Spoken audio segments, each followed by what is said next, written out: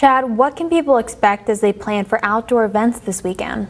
Between 10 a.m. and 6 p.m. Monday through Friday is when temperatures will be the hottest, and that's when the heat indices will be in the danger category. I do expect the Greenbrier Valley to be in a heat advisory, probably not the Route 19 corridor. We're a little bit higher in elevation, but the rest of the state west. I-79 will definitely be in an excessive heat warning, and just keep in mind that all these pollutants are going to be trapped.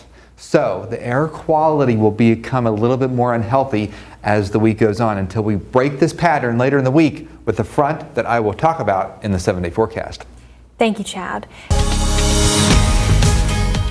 Welcome back to Newswatch, folks. Two new photos to show you. Becky sent this at the sunset in Oak Hill. The sun setting and hitting the bottom of some of these clouds and refracting that. So we saw a beautiful array of colors, and Louise captured this photo this evening when it got a little bit dark, but we didn't have any rain.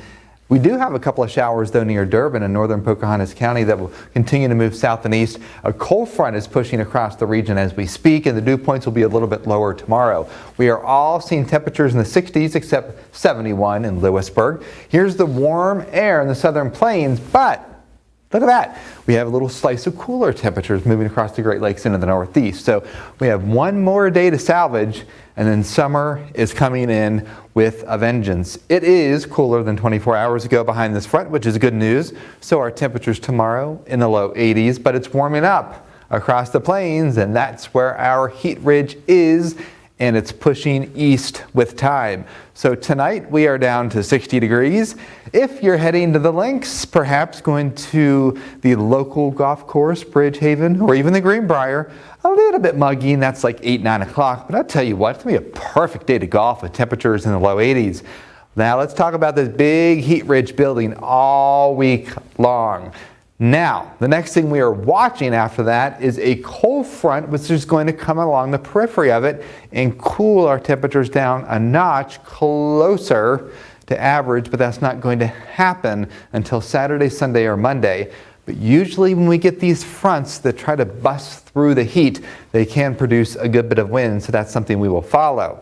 Now, some nerdy meteorology stuff for you. If we dig back into the records of the highest heights in the mid-levels of the atmosphere, in our region it's 599 decameters. This week it's going to be 594 decameters. And see this circle right here?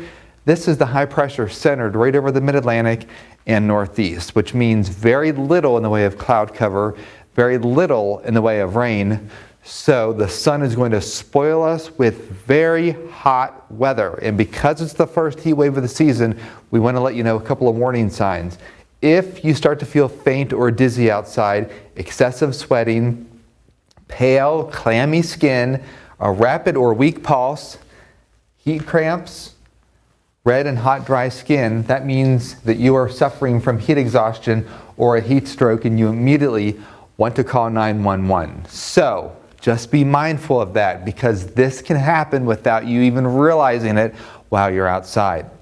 We do have a low pressure here in Central America that will likely become Alberto, but folks, this is not going to impact our weather whatsoever. We are going to see temperatures in the 80s the next 2 days, and then a stretch of 90s. There we go, Monday through Friday, next chance of rain Friday afternoon. So take it easy outside, take frequent water breaks. That's the latest forecast. More news and sports right after the break.